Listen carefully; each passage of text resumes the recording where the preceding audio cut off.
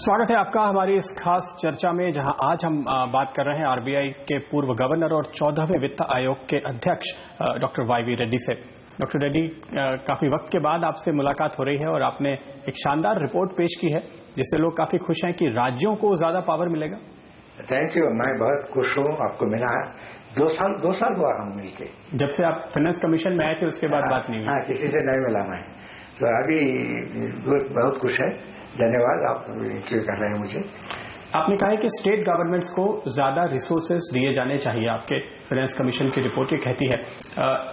ऐसा आप क्यों चाहते हैं? जो गवर्नमेंट ऑफ इंडिया ट्रांसफर करता है डिफरेंट हेडिंग्स में, वो गवर्नमेंट ऑफ इंडिया में कैसा डिस्ट्रीब्यूट करता है, किस स्टेट को कितना देता है, किस स्कीम को क्या देता है, स्टेट को पता नहीं होता है। कभी कभी पता नहीं होता है, एडवांस में पता नहीं होता है। वो तो कंडीशंस लगाता है, वो कंडीशन सेटिस्फाई करना है। तो स्टेट गवर्नमेंट ये बोला हम लोगों का, भाई जो देना है हमको बल्क दे दो, ये कंडीशन ज्यादा हो गया। वो हमको केरला के एजुकेशन के प्राइमरी एजुकेशन को केरला को क्यों पैसा देता है, बिहार को दे सकते हैं। ऐसा वो each state has a unique problem. वो सेंट्रल गवर्नमेंट स्कीम बनाने की मुश्किल है, और जो हम काम करना है एलिमेंट्री स्कूल एजुकेशन स्टेट में काम करना है, तो गवर्नमेंट ऑफ इंडिया को पैसा देता है। गवर्नमेंट ऑफ इंडिया स्कीम को है हम करना है। कॉन्स्टिट्यूशन में प्राइमरी एजुकेशन हमारा रेस्पॉन्सिबिलिटी है। लेकिन उसका एक जो रिजल्ट आप देखिए, इस साल के बजट में हमको उम्मीद थी कि सरकार बड़ा पब्लिक एक्सपेंडिचर करेगी।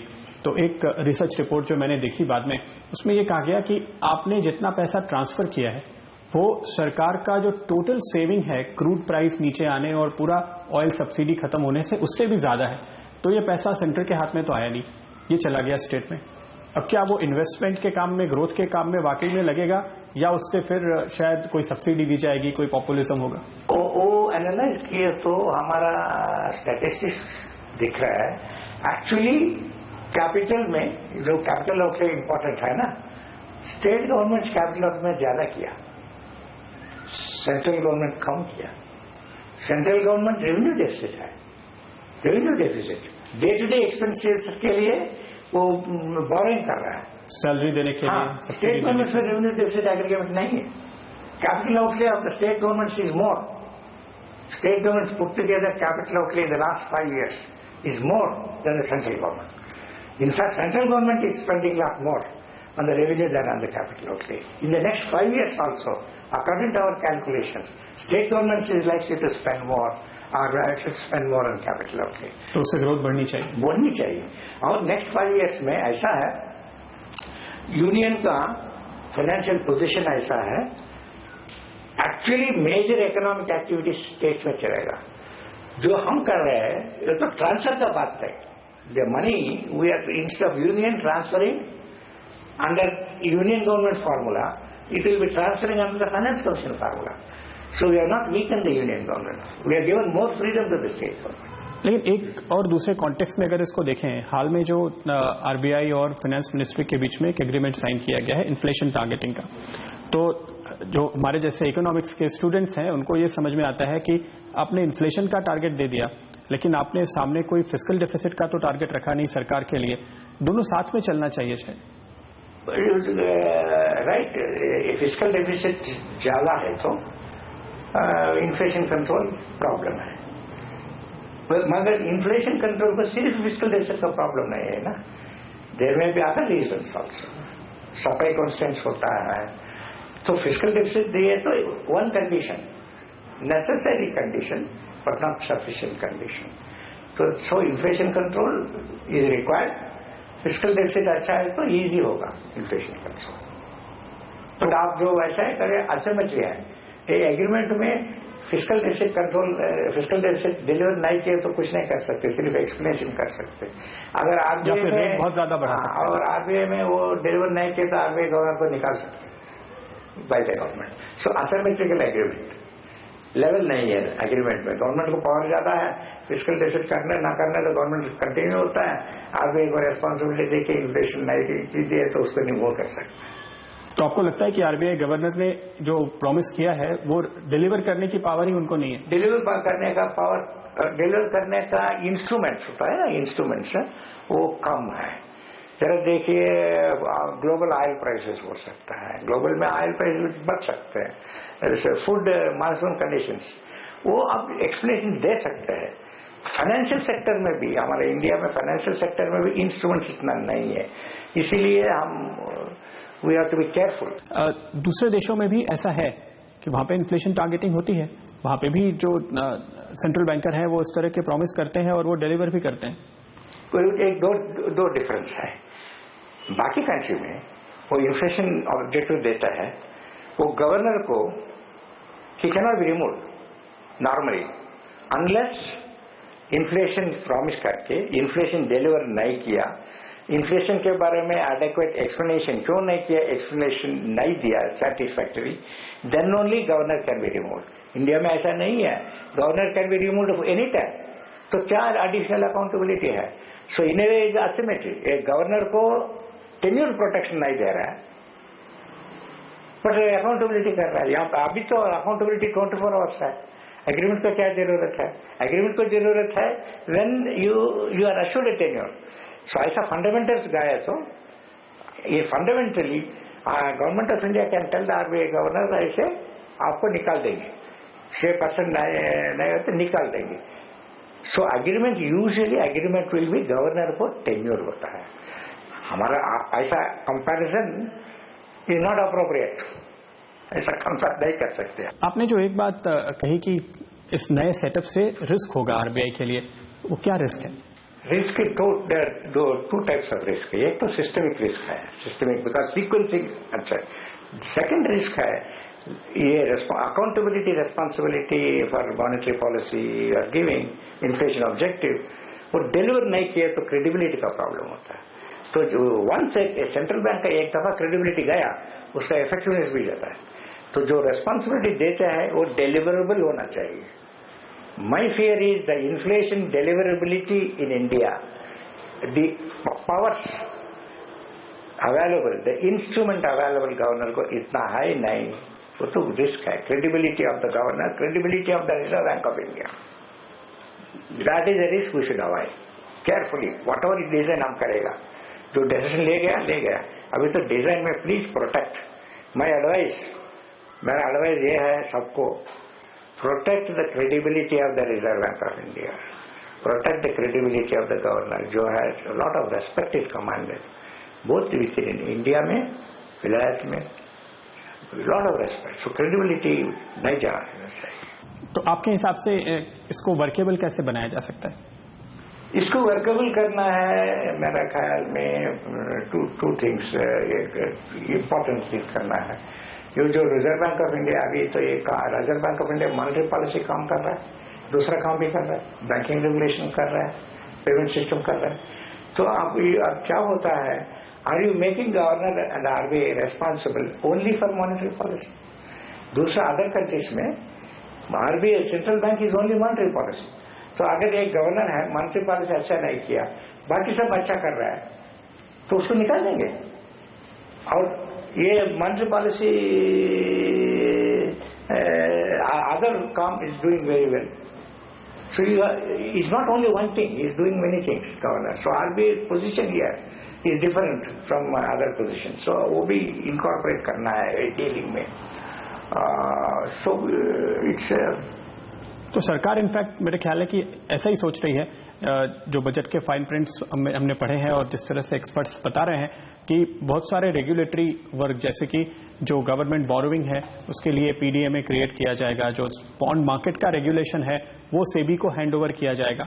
तो प्रोबेबली हम उसी तरफ जा रहे हैं कि ये जा रहे हैं। ये पहले क्या करना है? पहले फिस्कल डेफिसिट कंट्रोल करना है। बैंक्स को 25% SLR कर रहे हैं, तो सीक्वेंस का बात है। अल्टीमेटली सबको मालूम है इन्फ्लेशन कंट्रोल करना है। Over a period of time government what should come first, what should come next, ये जो गोल होता है गोल को जाना है। Steps, what is the correct step sequence, वो उसमें रिस्क होता है, वही बोल रहा हूं मैं। Ultimately goal nobody is question. जहां तक हमारी जानकारी है कि ये जो पीडीएमए बनाने की बात है, एक पब्लिक डेट मैनेजमेंट एजेंसी, जब आप डेप्यूटी गवर्नर थे उस समय आपने एक रिपोर्ट लिखी थी कि इसको करना चाहिए। हाँ, 15 साल के पहले मैं रेकमेंड किया था। मैं रेकमेंड करके डेट मैनेजमेंट सेपरेट होना चाहिए, सेपरेट इंस्टीट्यूशन बनाना है। Technical expertise of RBI will be available. Technical expertise RBI से देगा, वो मैनेजमेंट होता है, वो सब गवर्नमेंट से होगा। हम रेकमेंड करके गवर्नर को भेजा है। गवर्नर डॉक्टर जलान थे। डॉक्टर जलान मुझे बुलाया है, बुला के बोला देखिए भाई, इसमें you are thinking that government borrowing programme will be reasonable.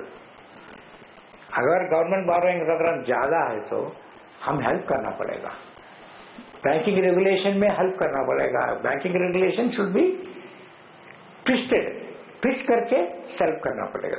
Monetary policy में ट्विस्ट करके हेल्प करना पड़ेगा, क्योंकि बोरोइंग प्रोग्राम है, गवर्नमेंट का बोरोइंग प्रोग्राम है।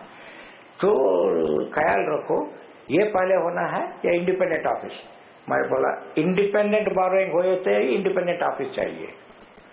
अगर आज गवर्नमेंट कैन गवर्नमेंट सेल, उसका गवर्नमेंट सिक्योरिटी होता है ना बॉन्ड, आप कभी खरीद किया? नहीं, वही बोल रहा हूं। अगर आप मार्केट में नहीं बेच सकते, इंडिपेंडेंटली नहीं बेच सकते, बेचने के लिए आरबीआई का सपोर्ट चाहिए, रेगुलेशन का सपोर्ट चाहिए, मॉनेटरी पॉलिसी का सपोर्ट चाहिए। तो जब तक the moment you become independent, ये सपोर्ट निकल जाएगा। तो वो बोला, मैं कन्विंस हो गया। कन्विंस होने के बाद जलान साहब बोला, अब मैं लिखने की जरूरत नहीं, तुम ही लिखो, मैं दस्तखत करता हूं। तो मैं मेरा नोट को, मेरा प्रपोजल को, opposition note over ruling me, I wrote and Jalan signed. So that's the education for me. I myself became wiser after that. But goal, even Jalan as governor and as deputy governor, at that time also we said, in future debt management office should be transferred. तो अब वक्त आ गया है? आ रहा नहीं, वही question है। Is fiscal deficit and borrowing within the limits that is appropriate? Can the government, आज वक्त आ गया तो can the government now borrow from the market without the support? अच्छा होगा वो हुआ तो आपको, आपका ये कहना है कि पहले एसएलआर पूरा खत्म कर दें, उसके बाद इंडिपेंडेंट डेट ऑफिस बने। From finance commission point of view और एक प्रॉब्लम है, स्टेट डेट क्या होगा? स्टेट्स भी बोरोइंग करना पड़ेगा। अभी आरबीआई स्टेट्स का बोरोइंग हैंडल कर रहा है, रेगुलेशन सब ट्रांसफर कर सकते हैं। जब तक government is not able to requires the support, जब तक गवर्नमेंट को उसका मार्केट बोरोइंग प्रोग्राम के लिए सेंट्रल बैंक और बैंकिंग रेगुलेटर का सपोर्ट होना है, तो आप इंडिपेंडेंट नहीं हो सकता है। ये जो नया एक इंस्टीट्यूशनल फ्रेमवर्क हमारे सामने आ रहा है, उसमें एक और भी बात जो कही गई है, हमने पीडीएमए की तो चर्चा की, अब उसमें चूंकि आपकी रिपोर्ट भी पहले रही थी, लेकिन साथ में ये जो कहा जा रहा है कि गवर्नमेंट बॉन्ड मार्केट का रेगुलेशन सेबी को देना चाहिए, उस पर आपकी क्या राय है? नहीं, फाइनली वही करना पड़ेगा, वही करना पड़ेगा। But as I said, government bond can be regulated by independent regulator. वो तो मार्केट इंस्ट्रूमेंट बनना है ना। ये जो market instrument and market institution, everything should be market. So कब करना है इज द इशू। एक कमिटी था, पार्लियामेंट का कमिटी में डिस्कशन आया था जब मैं गवर्नर थे, वहां पूछा है, बिकॉज एक दो फिलॉसफी है। एक है central bank, governor monetary policy, सिर्फ मॉनेटरी पॉलिसी करना है, कुछ नहीं कर सकता, करना पड़ेगा। That is one principle. अभी तो बैंक ऑफ इंग्लैंड स्टार्ट किया है। दूसरा है ये सब करना है मिक्स करके, बैंकिंग रेगुलेशन आरबीआई करना है बोल। दो थियरी था, दो मुझे पूछा, मैंने बोला, sir do you want my reply as governor reserve bank और as a citizen of India? That was my question. They said both. मैं बोला as governor I want to do only monetary policy, क्योंकि monetary policy को responsibility clear है, मैं monetary policy करता हूं, accountability है, nobody can interfere with my job. So therefore, a governor will be happy only if it is monetary policy. But I said, as a citizen, मुझे डर लगता है, क्योंकि बैंकिंग इज सो इम्पोर्टेंट। जो RBI का expertise है, tradition है, authority है, और finally monetary policy is the lender of last resort. जो मुझे एज ए सिटीजन पूछे तो वो नहीं करना है, हमारा कॉन्फिडेंस चाहिए। वो too early at that time से reply now. What you say is actually governor will be happy if the subject is restricted to monetary policy. बाकी फंक्शन बहुत मुश्किल है, बिकॉज इंटरफेस होता है, गवर्नमेंट से ज्यादा इंटरफेस होता है। तो बैंकिंग रेगुलेशन में प्रायोरिटी सेक्टर लेने बनना है। और आप देखिए गवर्नर मॉनेटरी पॉलिसी बनता है, 3 दिन के बाद मिनिस्टर मीटिंग लेके वो बोलता है बैंकिंग को क्या करना है। सो देयरफॉर ये जो इम्प्रेशन है गवर्नर इज कीन, वो पावर के लिए सब डिपार्टमेंट्स रखना चाहती है, तो सही नहीं है मेरा ख्याल में। ये हेडेक है, it's a headache to deal with so many things. But हमारा सर्कमस्टेंसेस में मेरा ख्याल में ये सेफ है। वापस से आपके फाइनेंस कमीशन के रिपोर्ट पे लौटते हैं। आपने एक बहुत ही इंपॉर्टेंट इशू को टैकल किया है जो थोड़ा मुश्किल है पॉलिटिकली, सब्सिडी का। आपने रेगुलेशन बना के रेगुलेटर्स को अपॉइंट करके हर एक, चाहे पावर की कॉस्ट हो या किसी भी यूटिलिटी की कॉस्ट हो, उसको कंट्रोल करने के लिए कहा है। ये बहुत बड़ा इशू हिस्टोरिकली है। आपको लगता है कि आपके रिकमेंडेशन से ये एड्रेस होगा? 2 पॉइंट्स है। पब्लिक यूटिलिटीज में एक रेगुलेटर होना चाहिए, रेलवेज में रेगुलेटर नहीं है। रेलवेज में आप देखिए, ट्रांसपोर्ट में ऑल इंडिया लेवल में देयर इज नो रेगुलेटर।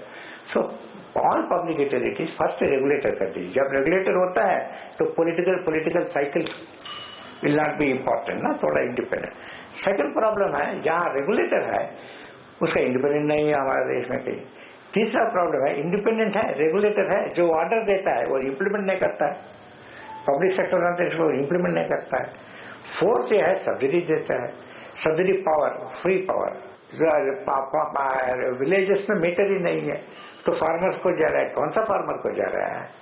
किसी को वो लाइन लॉसेस भी उसमें डाल सकते हैं। So that is not the way we can work. तो आप मुफ्त भी दीजिए तो मीटरिंग कीजिए। मुफ्त चाहिए तो भी मीटर करना है, बिल करना है, अकाउंट करना है। अकाउंट करके मुफ्त इसको फलाना आदमी को, ये आदमी को इतना में पावर दिया है, ये आदमी को इतना चार्ज करना था, वो हम सब्सिडी दे रहे हैं। और ये फॉर्मूला इनफैक्ट आप सारे पीएसयूज के ऊपर भी लगा रहे हैं। आप कह रहे हैं कि किसी भी पीएसयू को आप पैसा दो तो एफिशिएंसी देखो, बैंक को भी पैसा दो तो एफिशिएंसी देखो। क्योंकि मेरा पॉइंट ये है भाई, जो सब्सिडी दे रहे हैं, ऐसे कैपिटल दे रहे हैं, किसका पैसा है? जो हम लोग जाके हर महीने काम करके 25% 30% टैक्स दे दिया, वो जाके वो वीक बैंक है, वीक लॉसेस इनकर कर रहा है। तो पब्लिक सेक्टर बैंक चाहिए, तो पब्लिक सेक्टर को पैसा देना है तो अच्छा बैंक को देना है, अच्छा बैंक एक्सपेंड करने दो। तो अच्छा नहीं है, it's not being manage, is it fair? लेकिन जो इसके शेयर होल्डर्स है बेसिकली उनके लिए ये पनिशमेंट है। जिस वजह से प्रॉब्लम हुई, ये आपने परफॉर्मेंस की जो बात कही, तो पहले जिन लोगों ने पिछले 5 साल या 10 साल में जो इसके मैनेजमेंट, टॉप मैनेजमेंट थे, जिनकी वजह से क्राइसिस हुआ है, उनको तो कोई इससे पनिशमेंट नहीं मिल रही। पर जो शेयर होल्डर्स हैं, जिसमें काफी रिटेल शेयर होल्डर्स भी हैं, उनके लिए प्रॉब्लम। देखिए जी, शेयर होल्डर का काम first thing is to see that it is strong ना। जब तक share holder was responsible, because share holder is suppose to be responsible. So if the bank is weak, a share holder is suppose to take the hit ना। that will also improve the shareholders' responsibility. ऐसा ही हुआ। और management, naturally shareholders management. So ये जो system है, it is not encouraging shareholder activism also. So system का approach बदलना चाहिए। You want banking, बैंकिंग चाहिए, उसमें पब्लिक सेक्टर बैंकिंग चाहिए। उसमें हम ये बोल रहे हैं, वो पब्लिक सेक्टर बैंकिंग में since you are giving taxpayers money, वो जो है एनकरेज करना है, अच्छा बैंक को एनकरेज करना है। जो अच्छा नहीं है, you can't expand, you can't get promotion till you improve, बस। तो इंडिविजुअल्स के ऊपर, मैनेजमेंट के ऊपर भी ये थोड़ा प्रेशर आएगा, इंडिविजुअल्स के ऊपर आएगा, शेयर होल्डर्स के ऊपर आएगा। क्योंकि हमारे पे कमीशन तो परफॉर्मेंस पे कोई वही हमारे रिकमेंडेशन उसमें भी डाला है। Even for government we have recommended pay should be linked to productivity बोल के रिकमेंड किया है। तो क्या ये पे कमीशन के ऊपर बाइंडिंग होगी जिसकी रिपोर्ट ड्यू है आगे? गवर्नमेंट डिसाइड करना पड़ेगा। हम यही रिकमेंड किया है, same thing we have recommended. वो पे कमीशन का हम नाम भी suggested change, pay and productivity commission, हम ये रिकमेंड किया है। क्योंकि हमारा point is tax payers money है, दूसरा वो जो टैक्स पेयर्स मनी आता है कैसा डिस्ट्रीब्यूट करना है सेंटर को स्टेट को। फाइनेंस कमीशन का ये रिस्पॉन्सिबिलिटी। और वो पब्लिक डेट है, पब्लिक डेट आप बोरिंग आज लिए तो it has to repaid by your son and grandson, interest pay करना है ना। So it is a deferred tax, is a tax on future generation. इसलिए हम डेट के बारे में भी सेंटर को स्टेट को डिवाइड किया है। एक आखिरी बात, ये जो आपका एक प्रो स्टेट रिपोर्ट है कह सकते हैं, सरकार को जाहिर है काफी पसंद आई होगी, क्योंकि इस समय हमारे जो प्रधानमंत्री हैं नरेंद्र मोदी, वो भी एक इसी बात की वकालत करते थे जब वो मुख्यमंत्री थे कि स्टेट्स को ज्यादा पावर दें। जब प्रधानमंत्री बने हैं तो वो पीएम सीएम टीम की बात करते हैं। तो इस फ्रेमवर्क में आपकी रिपोर्ट बहुत अच्छी तरह से बैठती है। वो तो it is may be our luck, और लक। बट जो काम शुरू किया है 2 साल हम काम किया है, तो हम 2 years में 1 साल प्रीवियस गवर्नमेंट थे, 1 साल प्रेजेंट गवर्नमेंट थे, दोनों गवर्नमेंट को हम सुना है, स्टेट्स को भी सुना है। सो जो हमारा आउटकम है, ये outcome is not influenced by any one government, but it is good that the government is accepted. But ये और एक भी है, हमारा फाइनेंस कमीशन का जो फाइनेंशियल एलोकेशन है अब तक always except, it is treated as award, उसका डिविएशन नहीं हुआ। सो अच्छा होगा क्योंकि prime minister, government of India, state governments, everybody and finance commission सब लोग एक ही फिलॉसफी में आ गया है। अभी स्टेट्स को स्ट्रेंथन करना है। Thank you sir. Thank you very much.